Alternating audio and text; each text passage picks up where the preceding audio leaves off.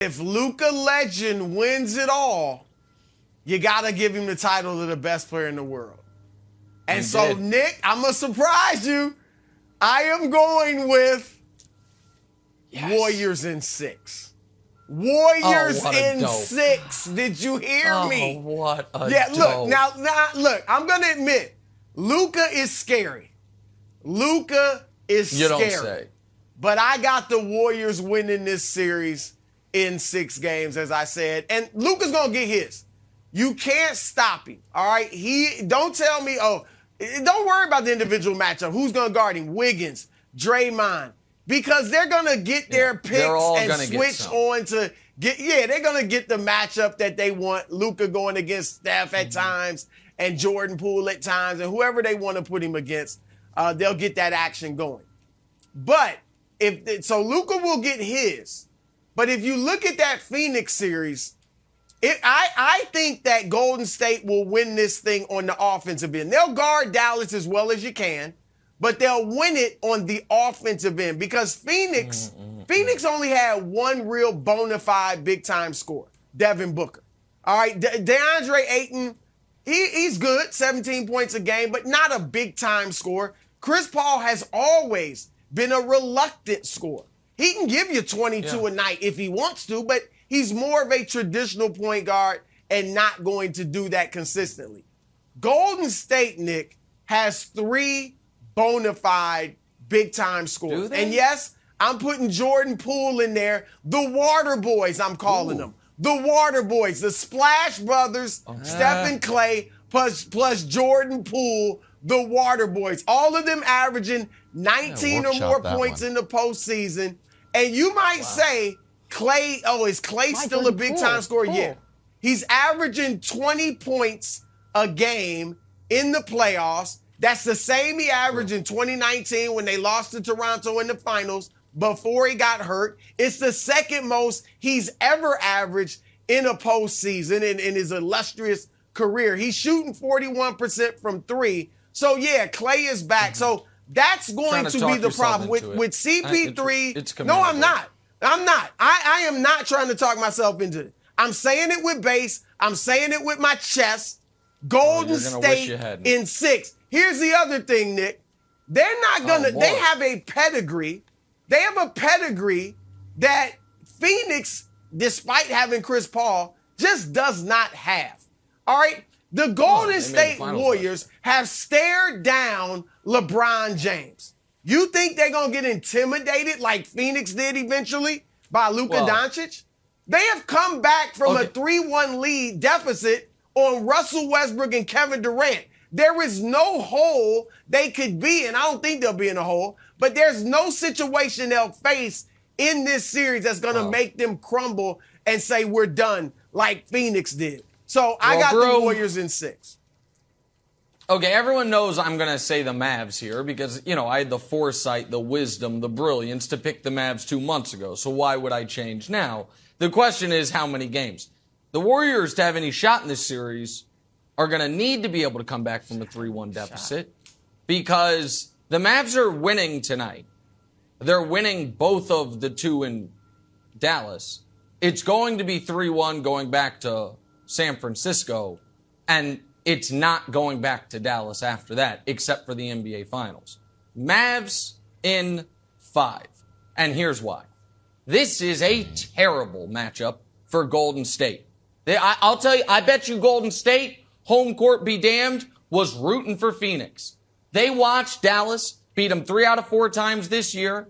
They watched Steph's single worst opponent this season was Dallas. Steph against Dallas this year, 20 points on 39% from the field, 29% from 3, and so physically beaten down, Steph Curry, 67% from the free throw line in 4 games against Dallas this year. The problem for the Warriors, and the reason this matchup is so awful, is they're not going to be able to hunt Luka, because Luka will have his choice of who he wants to guard. I personally would have Luka guard Clay. You might say, Nick, Clay, he's a big-time scorer. Yeah, but he doesn't dribble the basketball.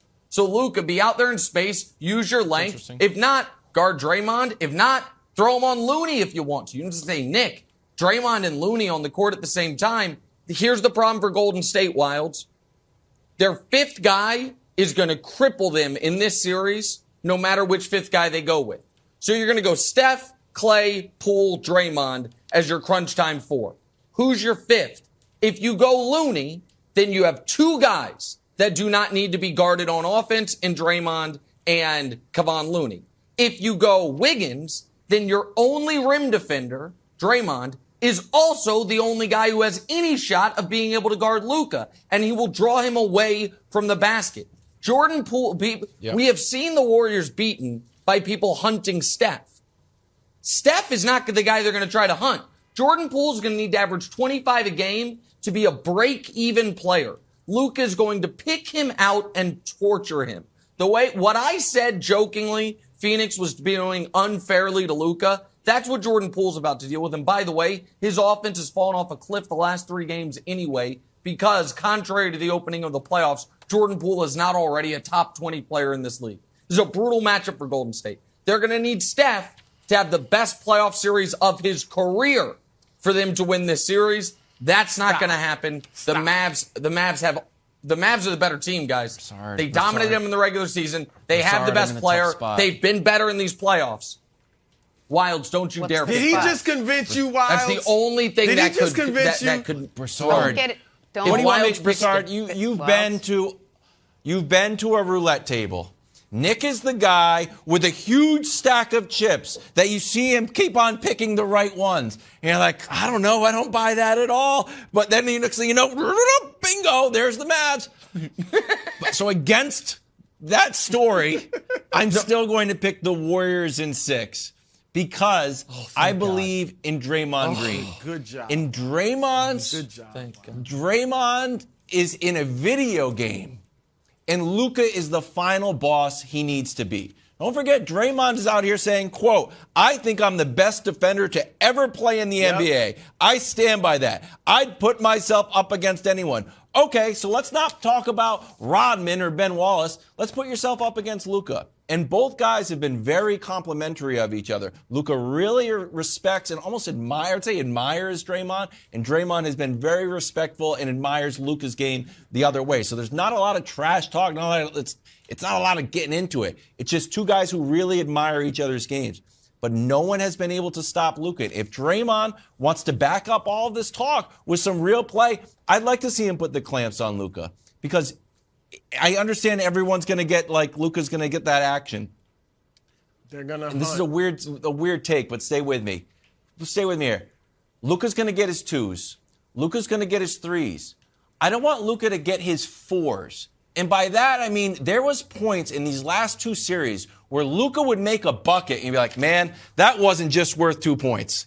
When you're going to body DeAndre Ayton, that wasn't worth 2 points, because now DeAndre Ayton's basically out of the game. When you're going too small, the campaign's out of the game. You're in his head. I'm counting those as 4-pointers. So look, Luka can get his, but you cannot let Luka start to dominate the game and have what are we going to do mentality. Good luck with that.